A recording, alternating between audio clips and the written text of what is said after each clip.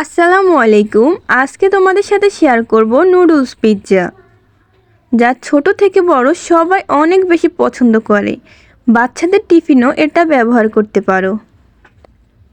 তো কথা না বাড়িয়ে শুরু করি। প্রথমে নিয়ে নিলাম 3 প্যাকেট নুডলস।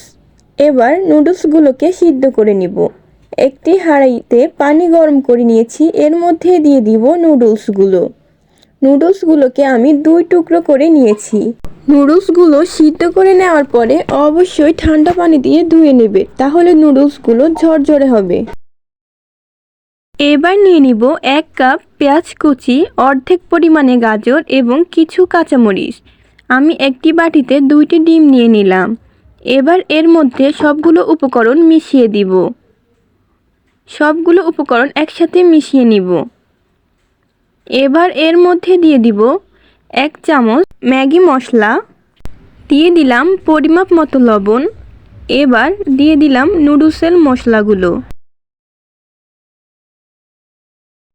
এবার এর মধ্যে দিয়ে দিব সিদ্ধ করে রাখা নুডলসগুলো।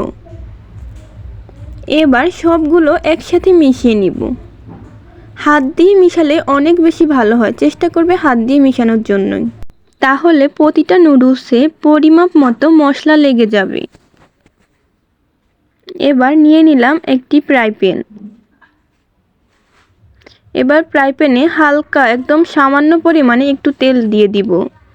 এবার দিয়ে দিব নুডলস। এবার এটাকে রুটির মতো ছড়িয়ে দিব। এবার প্রায় 5 মিনিট পর্যন্ত এটাকে রান্না করে নিব। 5 মিনিট পর এটাকে আমি উল্টিয়ে নিলাম। দেখো আমার এক পাশ হয়ে গিয়েছে। এবার এখানে কিছু সস দিয়ে দিলাম। সসটাকে পুরো পিৎজায় মিশিয়ে নিব। এখন আমি আরও 5 মিনিট অপেক্ষা করব পিৎজাটা হওয়ার জন্য। এবার আমি একটা পেঁয়াজ গোল গোল শেপে কেটে নিলাম এবং অর্ধেক পরিমাণে গাজর কুচিয়ে নিলাম। ফাইনালি আমার পিৎজা রেডি হয়ে গিয়েছে। এবার আমি এর মধ্যে দিয়ে দিব একটু সসটাকে আবারও ভালোভাবে মিশিয়ে নিলাম। এবার এর মধ্যে দিয়ে দিব কেটে রাখা গাজর কুচি। এবার দিয়ে দিলাম কেটে রাখা পেঁয়াজ। ফাইনালি আমার পিৎজা রেডি হয়ে গিয়েছে। ভিডিওটা কেমন লেগেছে অবশ্যই কমেন্ট করে জানাবে।